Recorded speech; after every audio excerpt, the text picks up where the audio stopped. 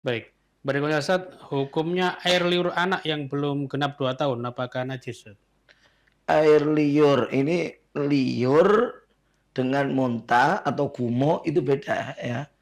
Nah, ini kalau itu hanya sekedar air liur ya, air liur itu ya kalau memang adalah dari keluarnya dari bagian lambung ya hukumnya pun najis. Ya, dan ini biasanya terbuktinya tanda-tandanya adalah apa? Di saat warnanya bukan lagi jernih, tapi kekuningan dan berbau. Nah, itu biasanya keluarnya daripada bagian lambung dan itu yang dikatakan najis. Ya. Nah, tapi kalau enggak, maka sepertinya masih jernih apalagi bau juga tidak, maka enggak itu jelas adalah bukan daripada lambung sehingga hukumnya pun tidak najis. Demikian. Ya, yang biasanya itu ditandai di saat apa? Misalkan tidurnya tidak dia masih menggunakan bantal sehingga posisi kepala atau mulut masih dianggap lebih tinggi dibandingkan lambung. Nah, kalau seperti itu, ya biasanya kalaupun keluar air liur, liurnya masih dikatakan suci. Ya, tapi kalau orang yang biasanya nggak menggunakan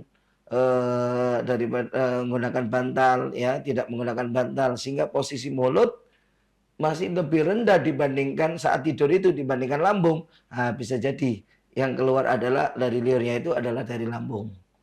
Ya, makanya biasanya ditandai kalau warnanya kekuningan, ya, jadi tidak jernih dan berbau. Biasanya demikian, ya.